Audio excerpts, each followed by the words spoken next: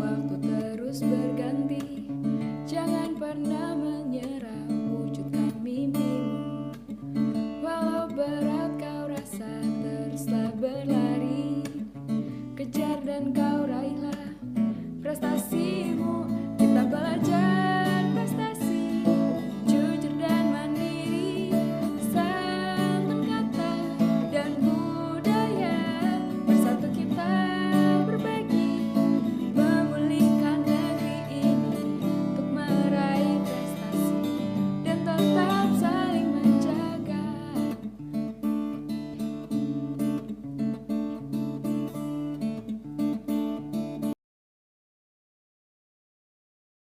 Bismillahirrahmanirrahim. Assalamualaikum warahmatullahi wabarakatuh. Acara Designasi Budaya Positif CGP Angkatan ke-11 yang akan disampaikan oleh Ibu Nur Hidayati SPD pada hari ini. Marilah kita buka bersama-sama dengan melafazkan Al-Basmalah. Bismillahirrahmanirrahim. Petak kedua yaitu sambutan dari Bapak Kepala Sekolah, kepada beliau disilakan.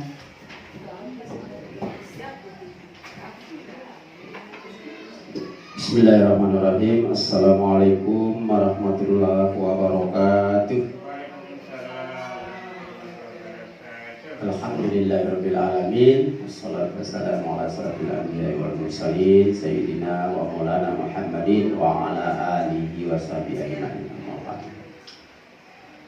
Bapak Ibu guru yang kami hormati dan banggakan, kemudian Ibu calon guru penggerak atau CGP, Ibu Nur Hidayati yang akan menyampaikan atau sebagai narasumber dalam kegiatan Designasi Budaya Positif di SD Negeri Dasan, Kecamatan Jerewe pada saat ini. Yang saya banggakan pula, pertama sekali marilah kita memanjatkan puji syukur kehadiran Allah Subhanahu wa Ta'ala, karena atas izin dan rahmat-Nya lah sehingga alhamdulillah kita bisa hadir, bisa utamanya kita bisa melaksanakan tugas kita selaku guru, selaku pendidik pada hari ini yang tiada bosan-bosannya kita menghadapi hari demi memajukan atau mencerdaskan anak-anak bangsa kita yang kita cintai. Bapak Ibu guru yang kami hormati dan saya banggakan, salawat beserta salam mari kita persembahkan kehadirat junjungan kita Nabi besar Muhammad Sallallahu Alaihi Wasallam. Semoga kita semua yang hadir pada hari ini insyaallah akan mendapatkan syafaat beliau kelak yaumil hisab. Amin ya rabbal alamin. Bapak Ibu guru yang kami hormati, jadi kegiatan yang akan disampaikan oleh Ibu Nur Hidayati selaku CGP atau calon guru penggerak ini, mari kita ikuti bersama-sama dan kita mendukung apapun yang menjadi program beliau. Artinya ini masih dalam proses beliau untuk mencapai guru penggerak yang diprogramkan oleh pemerintah, dengan cara kita ikut serta mengikuti dengan baik apa yang akan disampaikan oleh beliau nanti, sehingga insya Allah akan membuat proses dari calon guru penggerak Ibu Nur Hidayati ini dapat kita hantarkan dengan baik.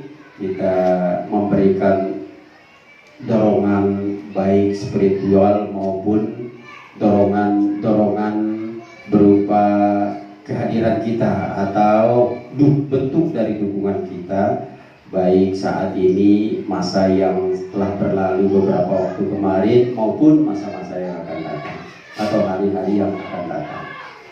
Nah, semoga ini akan menjadi pembelajaran buat kita atau akan menjadi motivasi buat kita juga guru-guru yang lain yang mungkin akan mengikuti jejak Ibu Nur Hidayati ke depan, yakni menjadi guru penggerak seperti yang diharapkan oleh pemerintah kita khususnya di bidang pendidikan ini. Nah, semoga keikutsertaan kita hari ini mendapat berkah dari Allah Subhanahu wa taala, dan akan menjadi semacam faktor-faktor yang bisa mendukung kelancaran dari proses Ibu Nur Hidayati ini menuju kepada puncaknya nanti sebagai guru penggerak. Dan tidak lain juga bahwa kita juga atau ibu-ibu yang lain atau bapak guru yang lain insya Allah akan mengikuti jejak beliau, karena kita kemarin juga sudah mendaftarkan yang berikutnya ya, anggota kita 1 orang, dan tidak menutup kemungkinan akan berikutnya juga tahun depan akan ada calon-calon yang lain yang akan mengikuti calon guru penggerak ini, dan insya Allah akan di sekolah kita akan terdapat beberapa guru penggerak. Nah, mungkin hanya itu barangkali yang bisa saya sampaikan, dan kami sampaikan kepada Ibu Daya selaku narasumbernya sekaligus sebagai calon guru penggerak ini. Silakan menyampaikan, silakan berkarya sebisa Bapak Ibu Daya yang akan mendukung ketercapaian dan kesuksesan Ibu Daya dalam proses menjadi guru penggerak ini. Nah, oleh karena itu mari kita ikuti bersama dan mendukung beliau. Demikian barangkali yang bisa saya sampaikan. Bila taufiq wal hidayah. Assalamualaikum warahmatullahi wabarakatuh.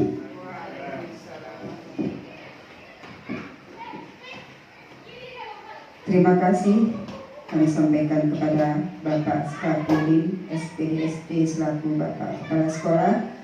Acara selanjutnya adalah diseminasi budaya positif yang akan disampaikan oleh Ibu Nur Hidayati SPD selaku CGP kita.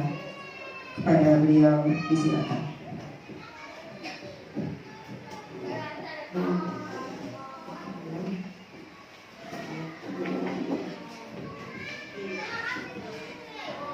Bismillahirrahmanirrahim. Assalamualaikum warahmatullahi wabarakatuh.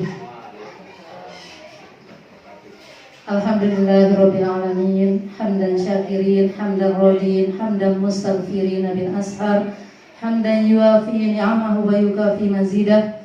Wassalatu wassalamu ala asyrafil anbiya'i wal mursalin wa ala alihi wa sahbihi ajma'in. Amma ba'du. Alhamdulillah wa syukurillah, kita panjatkan kehadirat Allah Azza wa Jalla atas limpahan rahmat dan karunia-Nya sehingga pada siang ini kita masih diberikan kesehatan, sehat jasmani dan rohani, sehingga dapat berkumpul di ruang guru ini.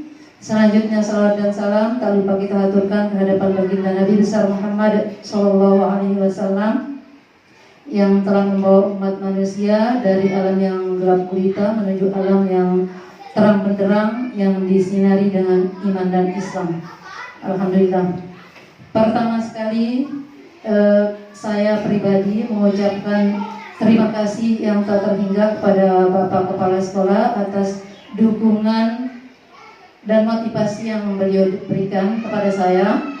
Kemudian kepada Bapak Ibu Guru juga, Bapak Ibu Guru hebat SD Negeri Dasan yang telah meluangkan dan merelakan waktunya untuk bisa berkumpul di ruangan guru ini pada siang hari ini. Adapun agenda kita pada siang hari ini adalah diseminasi budaya positif. Ya.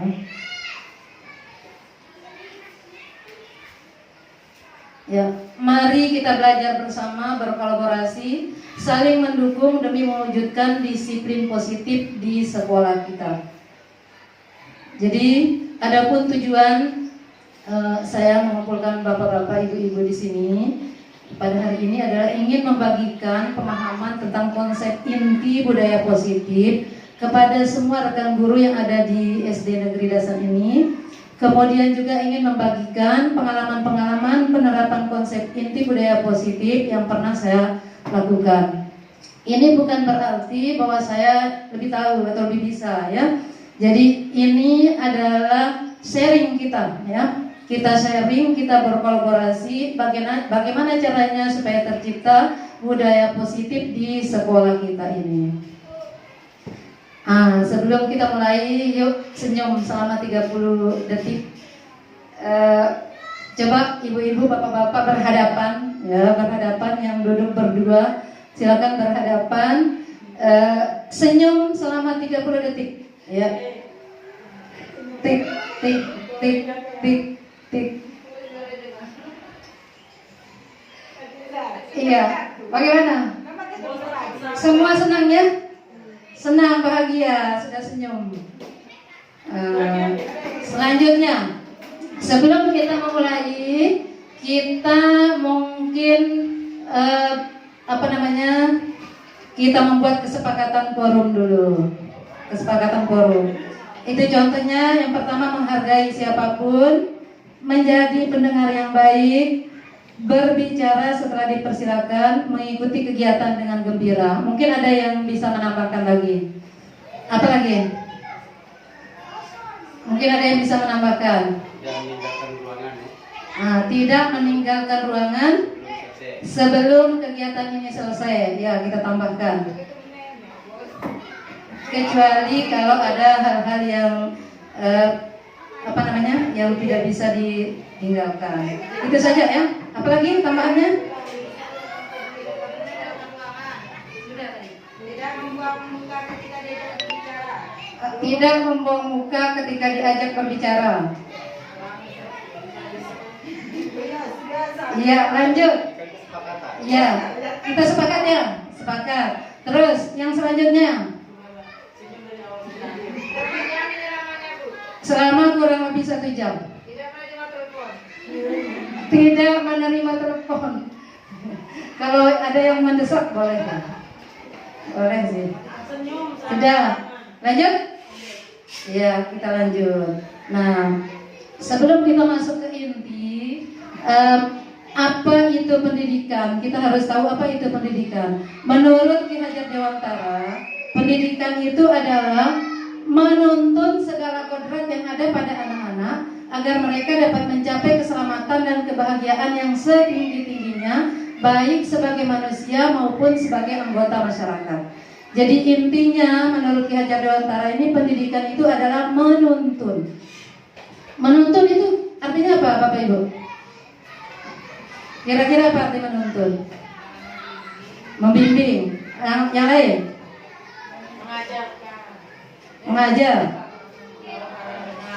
Apalagi? Menggandeng. Bisa? Iya. Jadi tugas kita ya sebagai guru itu hanya menuntun ya. Menurut Ki Hajar Dewantara itu, lembaga pendidikan ini adalah ibarat lahan pertanian. Ibarat lahan pertanian. Kemudian murid kita itu adalah benih tanaman, atau katakan saja itu benih padi yang akan kita tanam. Kemudian kita sebagai guru itu adalah petaninya. Jadi jika lahan pertaniannya itu sudah subur, kemudian bibitnya sudah bibit unggul yang kita tanam, apakah dia bisa akan tumbuh tanpa campur tangan dari petani? Tanpa petani memberi pupuk, memperbaiki tanahnya, memberikan air yang bagus, apakah bibit yang unggul tadi itu kira-kira bisa tumbuh enggak? Tidak bisa ya? Kadang bisa tumbuh tetapi tidak sesuai harapan, tidak normal. Kadang akan bahkan bisa mati tanamannya. Jadi kita sebagai guru itu diharapkan bisa menuntun anak didik kita itu ke arah yang lebih baik supaya mereka mendapatkan kebahagiaan yang setinggi-tingginya, baik sebagai manusia maupun sebagai anggota masyarakat. Kemudian kita masuk ke budaya positif. Jadi tadi tujuan pendidikan menurut Ki Hajar Dewantara ini akan bisa kita capai dengan menerapkan budaya positif, ya, dengan menerapkan budaya-budaya positif di sekolah kita. Bapak Ibu tentu pernah mendengar apa itu budaya positif. Pernah dengar enggak? Pernah ya? Apa itu budaya positif?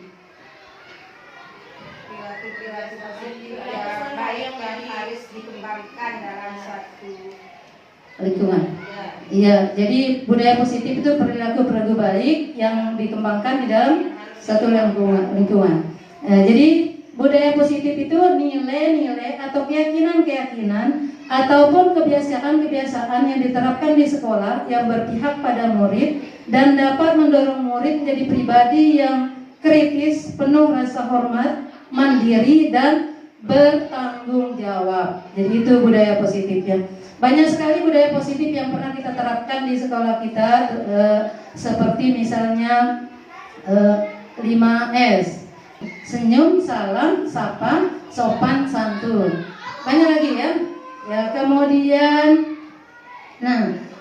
seorang guru yang baik harus memiliki kemampuan dalam mewujudkan budaya positif di sekolah. Budaya positif tersebut dapat dijalankan dengan menerapkan konsep-konsep inti.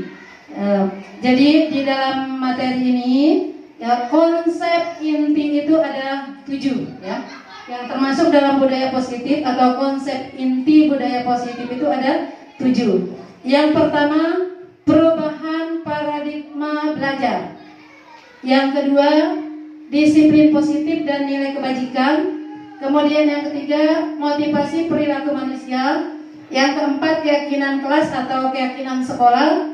Yang kelima, kebutuhan dasar manusia. Yang keenam, posisi kontrol restitusi. Dan yang ketujuh, segitiga restitusi.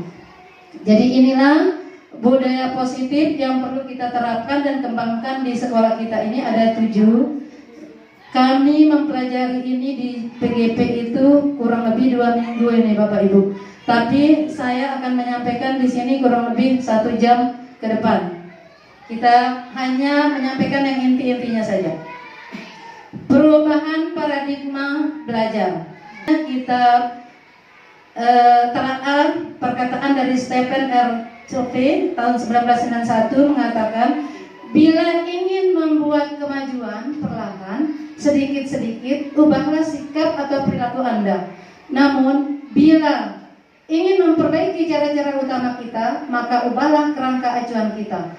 Ubahlah bagaimana Anda melihat dunia, bagaimana Anda berpikir tentang manusia. Ubahlah paradigma Anda. Di masa sekarang ini kita diharapkan supaya merubah paradigma kita, ya.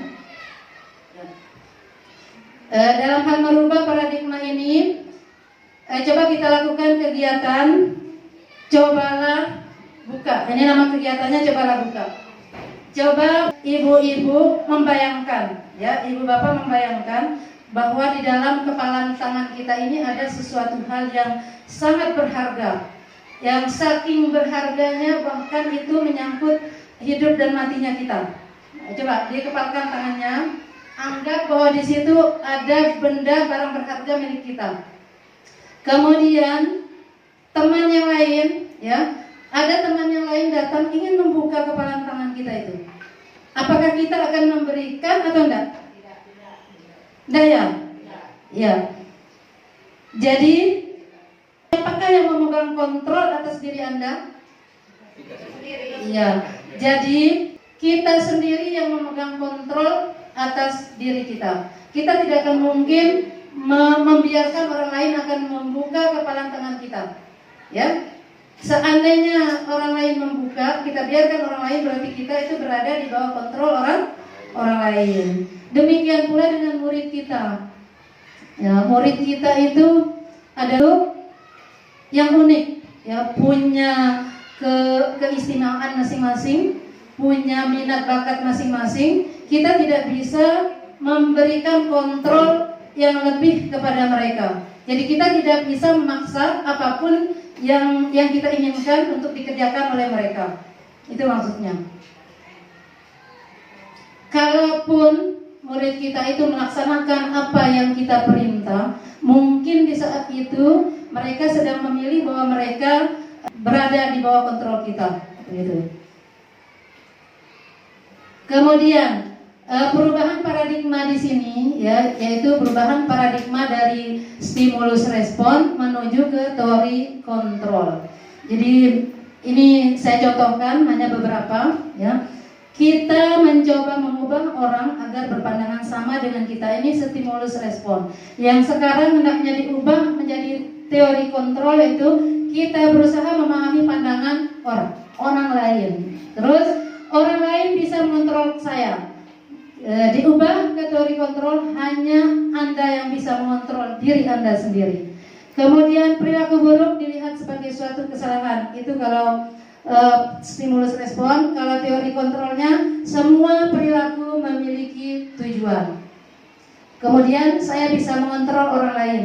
Diubah dengan Anda tidak bisa mengontrol orang lain. Tuh. Kita lanjut ke disiplin positif. Disiplin dalam budaya kita itu dimaknai sesuatu yang dilakukan oleh seseorang kepada orang lain untuk mendapatkan kepatuhan. Itu disiplin ya. Menurut Ki Hajar Dewantara, di mana ada kemerdekaan, disitulah harus ada disiplin yang kuat. Jadi untuk mencapai kemerdekaan dalam pendidikan, untuk menciptakan murid yang merdeka, syarat utamanya adalah harus ada disiplin yang kuat. Ya. Disiplin positif merupakan perilaku disiplin yang mengajarkan anak bertanggung jawab dan menumbuhkan kesadaran diri berdasarkan nilai-nilai kebajikan. Ya. Nilai kebajikan itu adalah sifat-sifat positif manusia yang merupakan tujuan mulia yang ingin dicapai setiap individu. Nilai-nilai tersebut bersifat universal, lintas bahasa, suku, agama maupun latar belakang. Banyak nilai kebajikan yang kita terapkan di sekolah kita ya. Mungkin Bapak Ibu bisa mencontohkan kesopanan, ya, keramahan, saling menghargai, apalagi bertegur sapa. Banyak ya, banyak sekali nilai kebajikan, namun dirangkum di dalam 6 karakter profil pelajar Pancasila, yaitu beriman, bertakwa kepada Tuhan Yang Maha Esa, berakhlak mulia, mandiri, berkebinekaan global, bergotong royong, kreatif, dan bernalar kritis. Jadi itu inti daripada nilai kebajikan yang kita terapkan di sekolah kita. Jadi semua nilai kebajikan itu tidak terhitung banyaknya, sudah terangkum di sini, ya, sudah terangkum di sini di dalam profil pelajar Pancasila. Nah, disiplin positif ini lebih ke arah disiplin diri yang dapat mengontrol diri dalam melakukan segala tindakan. Jadi diharapkan disiplin positif ini adalah tumbuh dari hati nurani siswa-siswa kita ya. Bukan karena kita memberikan penghargaan kepada mereka, bukan karena takut kepada guru, bukan karena hal-hal yang lain. Ya, jadi kita harapkan bagaimana caranya upaya kita sebagai guru itu menumbuhkan disiplin positif kepada anak-anak didik kita itu supaya betul-betul dari hati nurani mereka.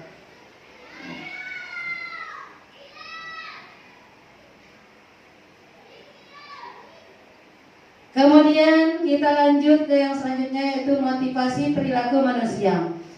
Ada 3 motivasi perilaku manusia. Yang pertama, untuk menghindari ketidaknyamanan atau hukuman. Yang kedua, untuk mendapatkan imbalan atau penghargaan dari orang lain. Yang ketiga, untuk menjadi orang yang mereka inginkan dan menghargai diri sendiri dengan nilai-nilai yang mereka percaya. Seperti yang saya katakan tadi, jadi kaitannya dengan disiplin positif tadi. Jadi hendaklah disiplin positif itu dilakukan berdasarkan motivasi yang ketiga, ya. Yang ketiga, untuk menjadi orang yang mereka inginkan dan menghargai diri sendiri dengan nilai-nilai yang mereka percaya.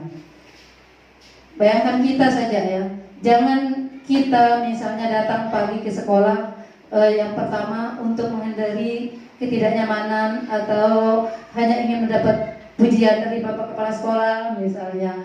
Kemudian untuk mendapat ya penghargaan, imbalan. Jadi tidak diharapkan kita datang pagi-pagi ke sekolah itu untuk menjadi orang yang kita inginkan dan menghargai diri sendiri dengan nilai-nilai yang mereka percaya.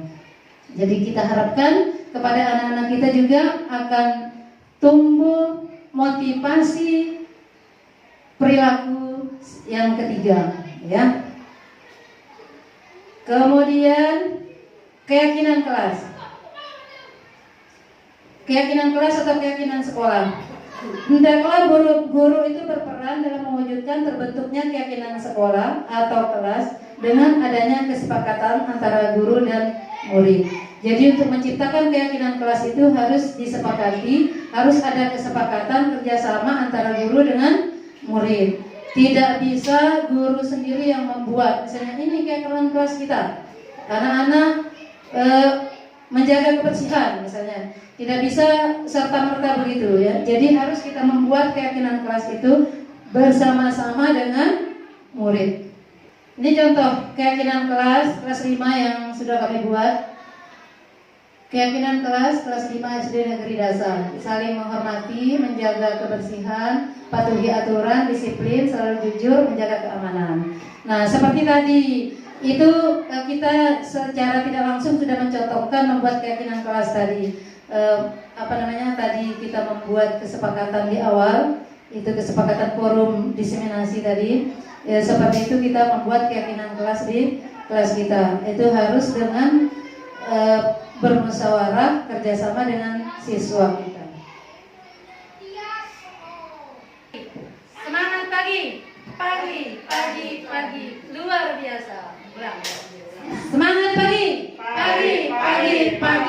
luar biasa. Ya, meskipun sudah siang. Kita lanjut ke yang selanjutnya, kebutuhan dasar manusia. Nah, ini ketika seorang murid melakukan suatu perbuatan yang bertentangan dengan nilai-nilai kebajikan atau melanggar, sebenarnya dikarenakan karena mereka gagal memenuhi kebutuhan dasar mereka. Jadi kita tidak bisa menjudge anak itu bahwa anak ini tidak baik, anak ini nakal, ya. Jadi kita harus menelaah, mencari tahu kira-kira apa latar belakang, apa dasar anak itu berbuat seperti itu. Jadi bisa saja ada kebutuhan dasar mereka yang ingin mereka penuhi. Ya. Ada berapa kebutuhan dasar manusia? Ada 5 di sini. Kebutuhan untuk bertahan hidup, kebutuhan kasih sayang dan rasa diterima, kebutuhan akan penguasaan, kebutuhan akan kebebasan, dan kebutuhan akan kesenangan. Jadi ada 5 kebutuhan dasar manusia. Ada contoh kasus ya, Ibu Siti Mahabbah, guru atau wali kelas 6, sedang bingung menghadapi ulang salah satu murid di kelasnya, Tommy. Beberapa anak telah mengeluhkan Tommy yang seringkali meminta bekal makan siang mereka dengan paksa. Jika Anda menghadapi situasi seperti Ibu Siti Mahabbah, apa yang akan Anda lakukan? Menurut Anda, kira-kira apa alasan Tommy melakukan hal itu? Mungkin Bapak Ibu bisa memberikan pendapat. Kira-kira apa yang akan dilakukan terlebih dahulu? Ayo Ibu Siti Mahabbah dulu sebagai contoh. Dikasih kopi misalnya kita panggil dulu. Panggil dulu ya. Yang lain? Ada enggak? Kita tanya dia. Iya. Ada atau tidak? Mungkin dia bisa jawabannya bisa iya, bisa tidak. Iya. Kalau memang tidak, berarti dia tuh mungkin kemarin-kemarinnya juga ya hari yang sama, dia ada bekal, dia ada mau belanja. Iya. Kalau jawabannya ada, mungkin pilihan kita berbeda lagi. Kalau dia bisa ada jawabannya. Ya, kalau begitu berarti dia ingin memenuhi kebutuhannya yang mana? Kebutuhan hidup. Kebutuhan untuk bertahan hidup yang pertama tadi, ya. Kalau dia tidak ada bekal disiapkan dari rumah, berarti dia memang tidak ada begitu. Berarti dia ingin memenuhi kebutuhan dasarnya untuk bertahan hidup.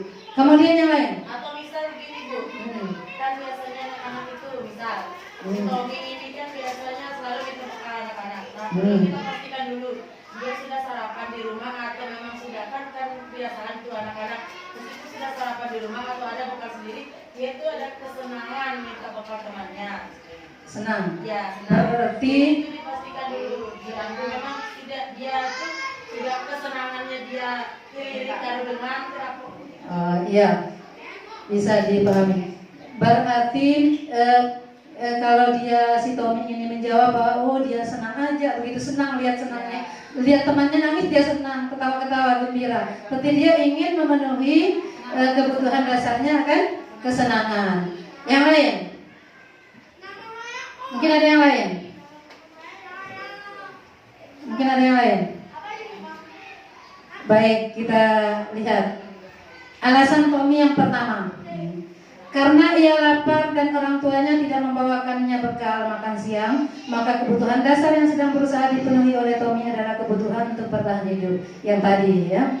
Kemudian alasan Tommy yang kedua, karena dia merasa senang temannya jadi memperhatikan dia, temannya melaporkan tindakannya itu pada gurunya, kemudian gurunya memberitahu orang tuanya, sehingga orang tuanya jadi memperhatikan dia, maka kebutuhan dasar yang sedang dipenuhi Tommy adalah kebutuhan akan kasih sayang dan rasa diterima. Kemudian bisa saja alasan Tommy yang ketiga, karena temannya jadi takut dengan dia dan menuruti keinginannya, maka sebetulnya Tommy sedang berusaha memenuhi kebutuhan dasarnya akan kekuasaan.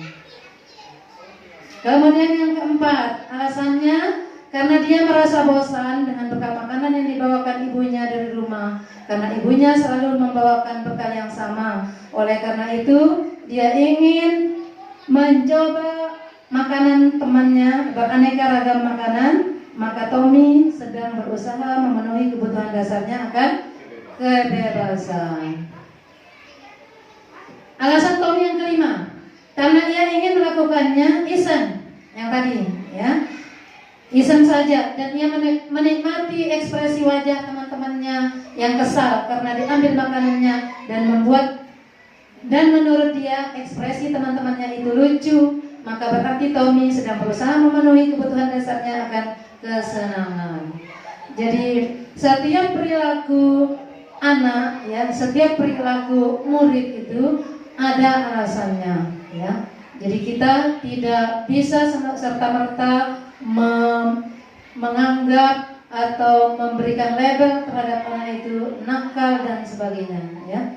Karena kita harus menelaah dulu kira-kira kebutuhan dasar apa yang sedang ingin dipenuhi oleh anak tersebut. Kita lanjut ke yang selanjutnya, posisi kontrol restitusi.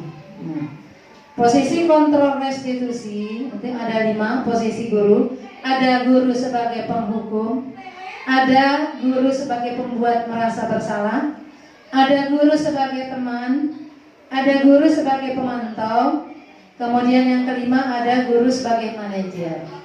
Coba sekarang, kira-kira di posisi yang mana kita? Penghukum. Penghukum ya, aduh Pak Abdillah penghukum. Kalau saya mungkin manajer. Manajer ada. Ada juga yang membuat merasa seolah anak itu bersalah. Merasa bersalah. Kadang-kadang menggabung semuanya. Iya. Jadi kalau guru sebagai penghukum, anak berbuat sesuatu yang berbeda sedikit dihukum, ya, salah-salah sedikit dihukum. Kalau yang pembuat merasa bersalah, misalnya begini, ayo nak, silakan kerjakan cepat. Nanti kalau kamu tidak kerjakan tugas itu, nanti ibu dimarah sama bapak kepala sekolah. Jadi ini membuat anak-anak itu akan merasa bersalah. Kemudian guru sebagai teman, jadi kita sebagai guru merangkul anak-anak dengan senyuman dan sebagainya. Kemudian sebagai pemantau, ya, memantau, ya. Kemudian sebagai manajer. Jadi posisi tertinggi kita di sini adalah sebagai manajer. Diharapkan di sini kita sebagai guru itu supaya memegang posisi sebagai manajer atau paling rendah sebagai pemantau. Ini yang diharapkan, ya. Mana posisi sebagai manajer ketika terjadi sesuatu dengan anak didik kita akan menyelesaikannya dengan segitiga restitusi. Nanti akan menuju ke sana, ya. Kita akan menyelesaikan segala permasalahan itu dengan berdialog, berbicara yang baik-baik dengan anak-anak. Ya. Posisi kontrol restitusi. Nah ini, di antara kelima posisi kontrol tersebut, sebaiknya seorang guru menggunakan posisi kontrol sebagai manajer. Alhamdulillah ada yang sudah bisa menerapkan sebagai manajer. Sebagai manajer, guru dapat berbuat sesuatu bersama murid, mempersilahkan murid bertanggung jawab, dan mendukung murid agar dapat menemukan solusi. Ini yang posisi sebagai manajer. Selain itu, posisi manajer mengacu pada restitusi yang dapat menjadikan murid sebagai manajer bagi dirinya sendiri, sehingga dapat tercipta identitas positif pada diri murid. Nah, ini segitiga restitusi yang tadi.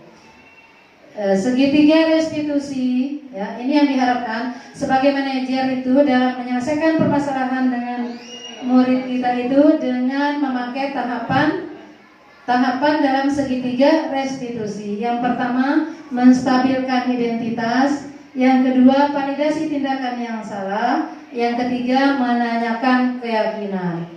Seperti yang sudah pernah saya lakukan, ada salah satu siswa saya kemarin yang kelas 5, ya, yang kelas 5 ada 2, ya. Yang pertama kasusnya suka datang terlambat ke sekolah, hampir setiap hari datang terlambat.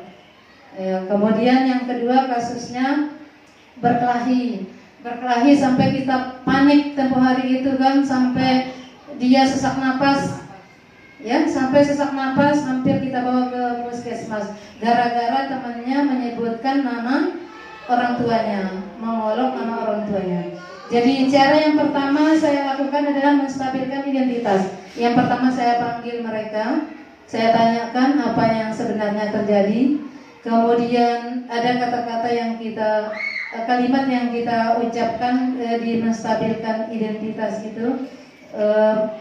Kemudian kita mengatakan bahwa semua orang itu pernah melakukan kesalahan, ya. Jadi kita akan menyelesaikan permasalahan ini secara bersama-sama itu. Kemudian validasi tindakan yang salah. Nah, nanti tindakan apa yang salah, nanti anak itu akan mengetahui sendiri, menyadari sendiri. Baru selanjutnya menanyakan keyakinan. Ini hubungannya dengan keyakinan kelas yang telah kita susun. Jadi dengan mengaitkan perbuatan mereka dengan keyakinan kelas, jadi mereka itu akan tersadar, ya, akan menyadari bahwa perbuatan yang dilakukannya itu salah. Ini menstabilkan identitas dilakukan berdasarkan prinsip bahwa membuat kesalahan adalah bagian dari proses pembelajaran yang nantinya akan menggeser identitas gagal ke arah identitas sukses. Jadi ini kita stabilkan dulu dengan memanggil mereka dan mengatakan bahwa semua orang itu pasti pernah berbuat salah, ya. Kemudian berbuat salah itu adalah hal yang manusiawi. Juga kita katakan kemudian tidak ada manusia yang sempurna, pasti pernah melakukan kesalahan. Kita pasti bisa menyelesaikan permasalahan ini. Bapak Ibu tidak tertarik untuk mencari tahu siapa yang benar, siapa yang salah. Bapak atau Ibu lebih tertarik untuk menyelesaikan masalah ini.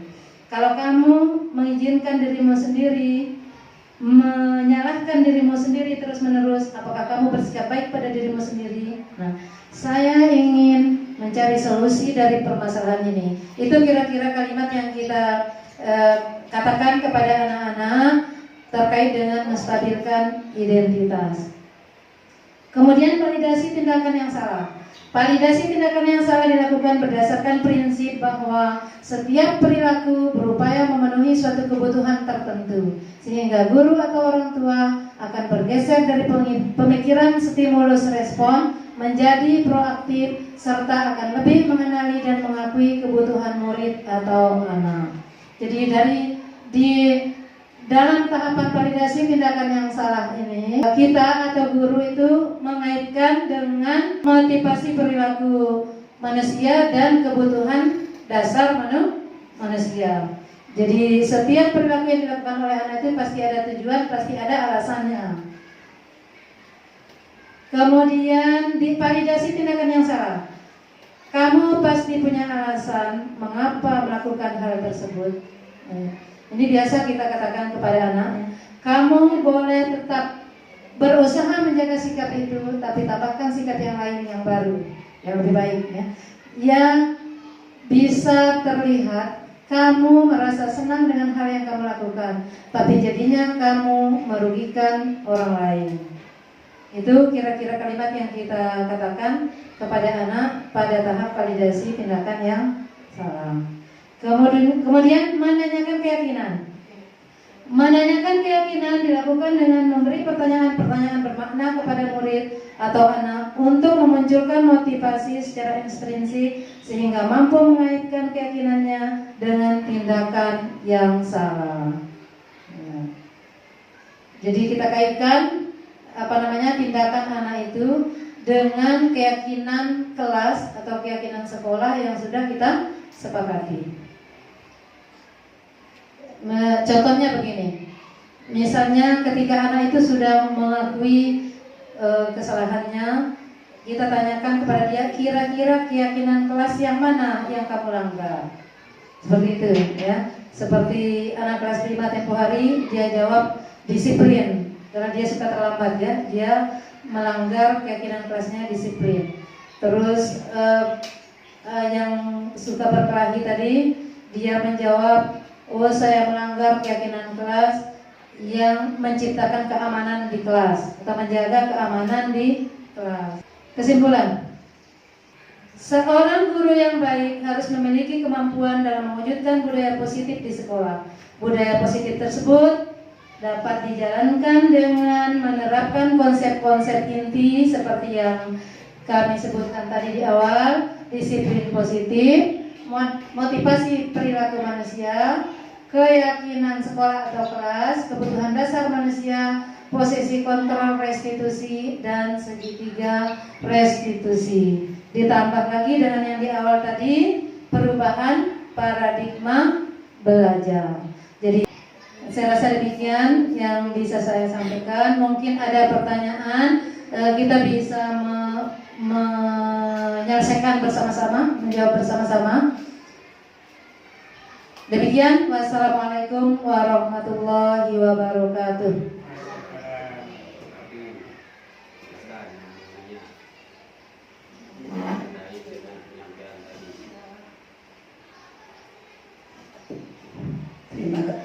Terima kasih kami sampaikan kepada Ibu Nur Hidayati. Semoga apa yang telah disampaikan tadi bisa menjadi pelajaran atau pedoman bagi kita semua dalam kita melaksanakan tugas kita sebagai guru, baik itu di dalam kelas ataupun di luar kelas. Acara selanjutnya adalah tanya jawab. Mungkin dari Bapak Ibu guru ada yang mau ditanyakan? Ada? Pasti ada.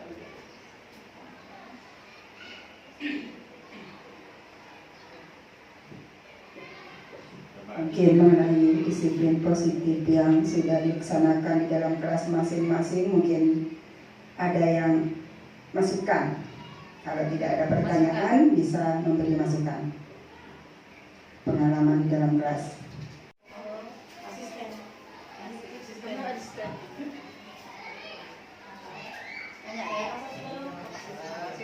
Cuma ada sih satu mungkin sedikit apa yang kurang jelas tadi. coba misalnya usaha lain gitu Ibu. Kan biasanya kita di sini itu mungkin sudah sih Ibu tadi menjelaskan atau memaparkan usaha-usaha kita atau cara-cara kita menghadapi siswa, tapi minta tolong lebih didetailkan lagi misalnya gitu. Kan biasanya kita hadapi siswa yang sedikit, maaf tanda kutip ya, membandel gitu, yang tidak bisa kita tegur sekali. Contoh di dalam kelas saya ini sekarang, karena lagi megang kelas, ada siswa satu, mungkin perlu saya sebutkan namanya ya, Fauzi. Hampir setiap hari, di dalam satu hari itu kadang 2 bahkan sampai 3 kali, entah dia mengganggu temannya terlebih dahulu ataupun dia itu tidak bisa diganggu sedikit, dia itu emosi gitu Ibu. Coba mohon kasih tahu bagaimana caranya kita menghadapi siswa yang seperti itu, di luar dari mungkin yang tadi itu ada manajer apa segala macam seperti itu Ibu. Terima kasih. Selain suka mengganggu teman, biasanya begini Bu, misalnya dia sedang bermain, dia itu mungkin kayak anaknya siswanya itu emosinya itu over gitu Ibu. Jadi ketika dia, contohnya tadi kayak main tutup-tutupan botol, dia hanya menegur temannya, tapi dia ekspresinya itu penuh emosi gitu. Jadi ujung-ujungnya berkelahi gitu. Dan berkelahinya itu super. Kalau dia yang diganggu, segera lapor ke orang tua. Tapi kalau dia yang mengganggu, dia cengengesan gitu. Kita tegur setiap hari pun begitu, nanti akan terulang lagi. Bahkan dalam 1 hari itu bahkan sampai 2 atau 3 kali dalam sehari. Terima kasih Bu, pertanyaan yang bagus. Jadi menurut budaya positif ini, materi ini, jadi dalam menghadapi anak itu harus memakai 3 tadi ya, segitiga restitusi itu. Menstabilkan identitas, validasi tindakan yang salah, kemudian menanyakan keyakinan. Tapi sebelumnya kita harus menelaah dulu kira-kira kebutuhan dasar apa, harus kita kaitkan dengan kebutuhan dasar dan motivasi perilaku anak itu ya. Motivasi perilaku anak itu, karena setiap anak, setiap tindakan itu pasti ada tujuannya. Itu katanya, setiap tindakan pasti ada tujuannya, setiap perbuatan pasti ada alasannya. Jadi bisa jadi ada kebutuhan dasarnya dia yang ingin dipenuhi, ya.